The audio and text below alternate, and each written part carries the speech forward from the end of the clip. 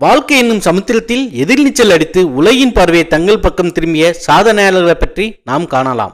Stephen Hawking 1942 பிறந்த இந்த அறிவியல் மேதை தனது 21வது வயதில் தசையூட்டமற்ற பக்க மரபு நோயால் பாதிக்கப்பட்டார்.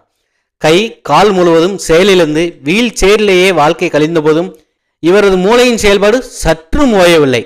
இயற்பியல் மற்றும் குவாண்டம் ஈர்ப்பில் அரிய கண்டுபிடிப்புகளை நிகழ்த்தியவர்.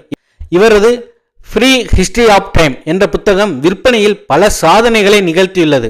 2009 பக்கவாதத்தால் பாதிக்கப்பட்ட போதிலும் அசராமல் வேற்றுக்கிரகவாசிகளை பற்றிய ஆராய்ச்சிகளையும் இவர் தொடங்கியிருந்தார். இவர்கள் மட்டுமல்ல, இவர்கள் போல பலரும் தங்கள் சோதனைகளை சாதனைகளாக மாற்றியுள்ளனர். மனம் திடமாயிருந்தால் போதும், செவ்வாய் கிரகத்திற்கே சென்று செல்ஃபி எடுக்கலாம். இந்த வீடியோவிற்கு லைக் செய்ய மற்றும் கற்றியவர் சேனலுக்கு சப்ஸ்கிரைப் செய்ய மனம் இருந்தால் மார்க்கம் உண்டு. அதனால் லைக் மற்றும் சப்ஸ்கிரைப் செய்து கொள்ளுங்கள்.